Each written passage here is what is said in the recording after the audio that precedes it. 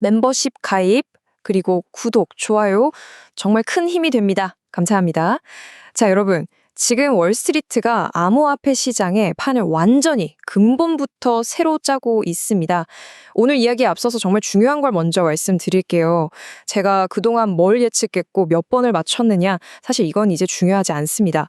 진짜 중요한 건 이 채널을 꾸준히 봐오신 분들이라면 지금 벌어지고 있는 이 거대한 변화가 그저 스쳐 지나가는 뉴스가 아니라는 것. 새로운 금융 질서, 그리고 완전히 새로운 삶의 방식이 열리는 거대한 전환점이라는 걸 이제는 분명히 읽으셔야 한다는 겁니다. 그리고 바로 오늘 그 거대한 변화의 신호탄이라고 할 수 있는 CLRT 법안이 드디어 상원의 높은 문턱을 넘을 가능성이 매우 높아졌습니다. 여러분, 이건 그냥 법 하나가 통과되고 말고의 문제가 아닙니다. 인공지능과 자동화 때문에 노동의 종말까지 이야기되는 이 시대에 새로운 형태의 자산과 소득이 과연 어디서 나올 것인가? 그리고 누가 그 기회를 먼저 잡아서 이른바 노동의 해방으로 건너갈 수 있을 것인가를 결정짓는 역사적인 분기점입니다. 그리고 그 길은요, 오직 이 거대한 흐름을 끝까지 집요하게 추적해온 사람에게만 보일 겁니다. 지금부터 그 지도를 함께 펼쳐보겠습니다. 오늘 우리는 시간의 흐름에 따라서 흩어져 있던 퍼즐 조각들을 하나씩 맞춰볼 겁니다. 과거에 제가 제시했던 분석들이 어떻게 지금의 이 거대한 변화를 정확하게 가리키고 있었는지, 그 흐름을 그대로 따라가다 보면요, 어느새 새로운 금융 질서의 실체가 눈앞에 선명하게 드러날 겁니다. 이 순서대로만 따라오시면 이 모든 게 어떻게 하나의 거대한 그림으로 완성되는지 직접 확인하게 되실 겁니다. 자, 첫 번째 순서입니다. 새로운 질서의 서막.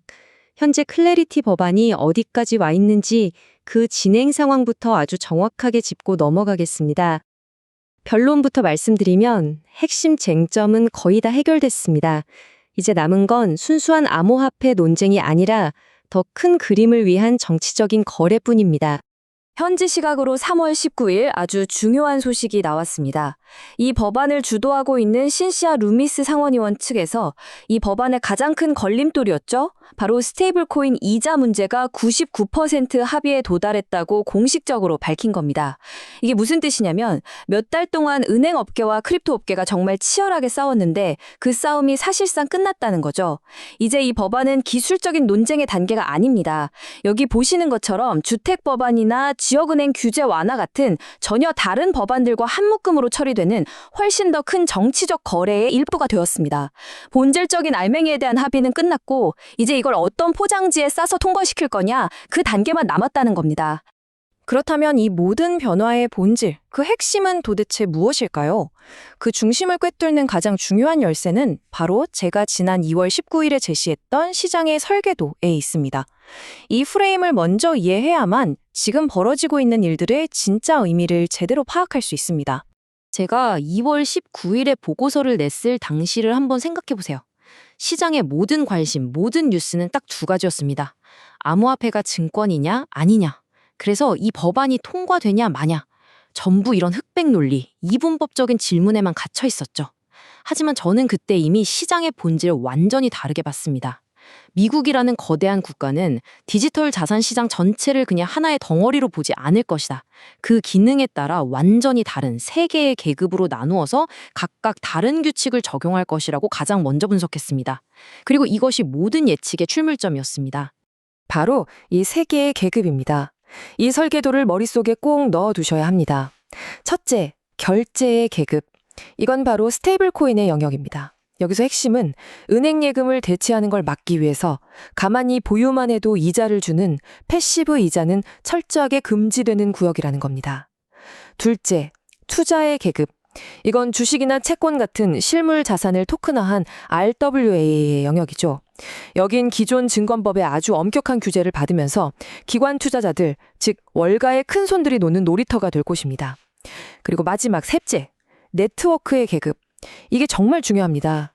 검증, 스테이킹 또는 거버넌스 참여처럼 네트워크에 실질적으로 기여하는 활동에 대한 보상은 합법적으로 허용되는 영역입니다.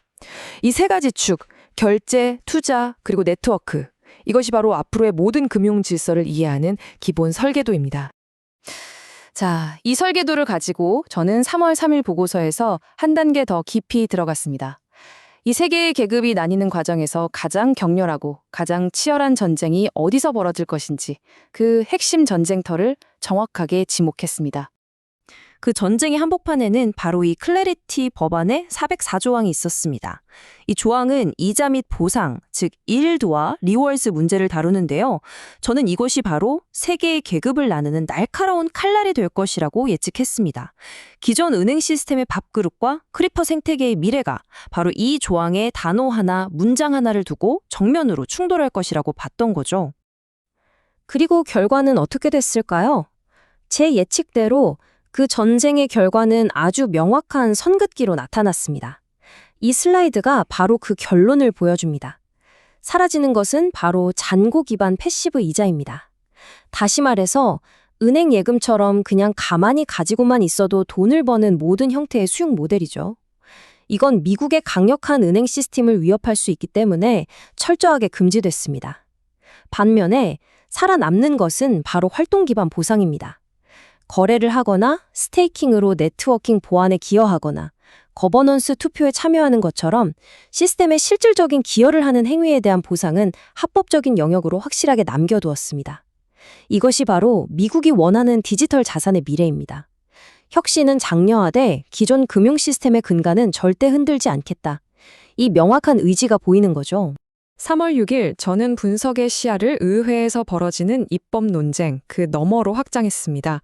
미국 행정부 전체의 움직임을 봐야 한다고 말씀드렸죠. 왜냐하면 법안이 완성되기를 가만히 기다리는 동안에도 이미 새로운 질서가 현실에서 착착 깔리고 있다는 것을 포착했기 때문입니다.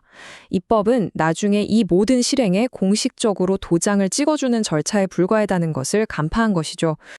이 타임라인이 모든 것을 말해줍니다. 의회에서 법안 내용을 두고 시끄럽게 논의가 한창일 때 실제 금융 시스템은 이미 발빠르게 움직이고 있었습니다. 보세요. 2월 19일 SEC가 스테이블코인 관련 규칙을 내놓고 3월 4일에는 크라켄이 연준의 결제망에 직접 접속하는 걸 승인받습니다. 3월 5일에는 연준을 포함한 기관들이 토크나 증권 규칙을 발표하고 11일과 17일에는 규제기관들끼리 협약을 맺고 공식 해석까지 내놓습니다. 이 모든 움직임들이 과연 무엇을 의미할까요? 의회가 도장을 찍기도 전에 규제기관들이 먼저 나서서 새로운 금융 시스템의 배관을 이미 다 깔아놓고 있었다는 명백한 증거입니다. 바로 이 문장이 3월 6일 보고서의 핵심이었습니다. 미국은 법안이 통과되기를 절대 기다리지 않습니다. 먼저 실행하고 규칙을 만들고 인프라를 구축한 뒤에 나중에 입법을 통해서 그 모든 것을 공식화할 뿐입니다. 온체인 금융이라는 이 새로운 질서는 이미 우리 눈앞에서 현실 속에서 실행되고 있었던 겁니다. 자, 이제부터가 오늘 이야기의 하이라이트입니다.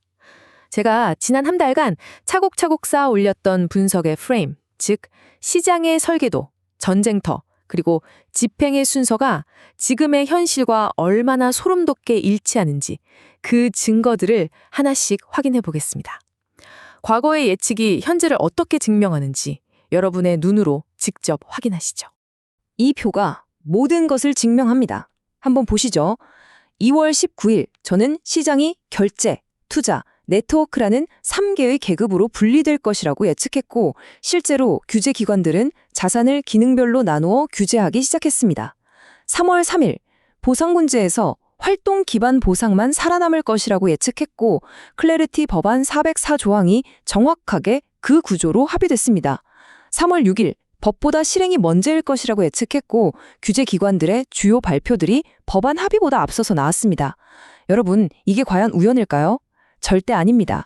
저의 분석 프레임이 현실의 흐름을 정확하게 읽어내고 있었음이 명확하게 증명되는 순간입니다. 여기서 많은 분들이 이런 질문을 하실 겁니다. 아니, 이렇게 명확한 호재성 소식들이 계속 나오는데 왜 비트코인이나 이더리움 같은 기존의 대표 코인들 가격은 폭등하지 않는 거죠? 시장 반응이 왜 이렇게 미미한가요? 바로 그 이유에 새로운 질서의 핵심이 숨어 있습니다. 그 이유는 아주 간단합니다. 월스트리트에 거대한 돈이 흘러가는 경로, 그 물줄기가 완전히 바뀌었기 때문입니다. 과거에는 규제가 너무 불확실했기 때문에 그들은 비트코인이나 이더리움 같은 대표 코인 그 자체를 사들일 수밖에 없었습니다. 하지만 이제 규제의 그림이 명확해지면서 그들은 더 이상 코인 자체에 투자하지 않습니다. 대신 새롭게 깔리는 금융 시스템의 배관, 즉 레일 자체에 직접 투자하고 있습니다.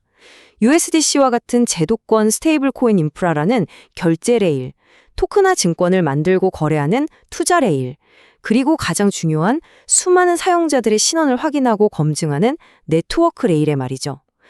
돈의 물줄기가 코인이라는 상품에서 인프라라는 고속도로로 바뀌고 있는 겁니다. 그리고 월스트리트의 돈이 코인이 아닌 인프라로 향하고 있다는 가장 확실하고 결정적인 증거가 바로 여기서 나왔습니다. 미국 증권시장의 심장부, 중앙예탁결제기관인 DTCC가 발표한 보고서입니다. 여러분, 이건 단순한 전망 보고서가 아닙니다.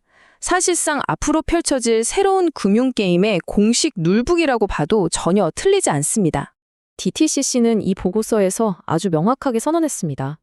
앞으로 다가올 대규모 토크나 시장의 미래는 우리가 꿈꿨던 것처럼 모든 참여자가 직접 자산을 등록하는 완전한 탈중앙화 모델이 아니라는 겁니다. 그 대신 기존 금융 시스템의 중앙 통제 구조, 즉 시젠커라는 시스템을 그대로 유지하면서 여기에 온체인 기술의 효율성을 결합한 간접 등록 시스템이 될 것이라고 못을 박았습니다. 이게 무슨 말이냐면 자산의 이동은 블록체인 위에서 투명하고 빠르게 일어나지만 그 자산의 최종적인 법적 소유권은 여전히 중앙기관이 통제하는 하이브리드 모델이라는 뜻입니다.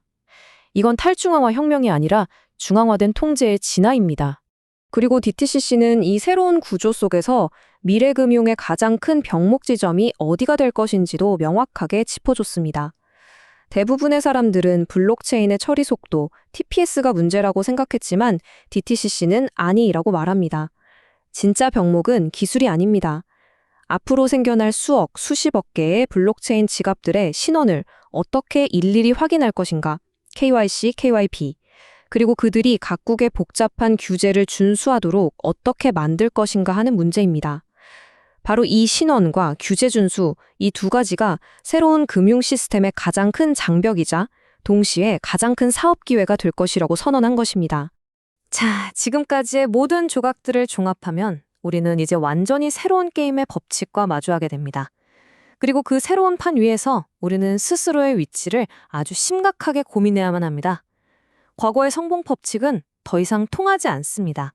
이제 비트코인이 얼마를 가고 어떤 알트코인이 몇 배 오르는가 하는 것은 본질이 아닙니다. 부차적인 소음에 불과합니다. 진짜 가치, 그리고 진짜 부의 거대한 이동은 누가 이 새로운 금융 시스템의 핵심 레일을 장악하느냐에 달려 있습니다. 특히 DTCC가 지목했던 가장 큰 병목, 바로 신원과 규제 준수라는 이 레일을 누가 먼저 깔고 장악하느냐에 모든 것이 결정될 것입니다. 모든 분석은 결국 하나의 논리적인 결론으로 향합니다.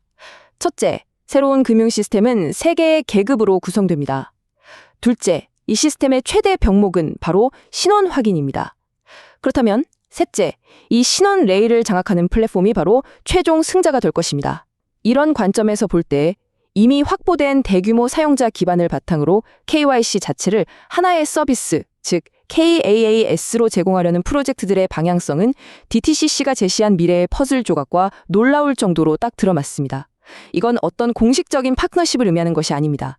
시장이 필요로 하는 것과 공급하려는 것의 방향이 일치하는 구조적인 정합성의 문제인 겁니다. 월스트리트와 규제 당국은 이미 디지털 자산 시장을 결제, 투자, 네트워크라는 세 개의 뚜렷한 계급으로 나누고 새로운 게임의 룰을 만들었습니다. 이제 공은 우리에게 넘어왔습니다. 당신은 스스로에게 물어야 합니다. 이 새로운 질서 속에서 당신이 가진 자산과 당신의 미래는 과연 어느 계급에 속하게 될 것입니까? 당신은 단순히 오르내리는 가격이라는 소문에 휩쓸리는 투자자로 남을 것입니까? 아니면 이 새로운 시스템의 핵심, 레일 위에 올라서는 사람이 될 것입니까? 이 질문에 대한 답을 찾는 것, 그것이 바로 다가올 미래를 준비하는 가장 중요하고 가장 시급한 첫걸음이 될 것입니다.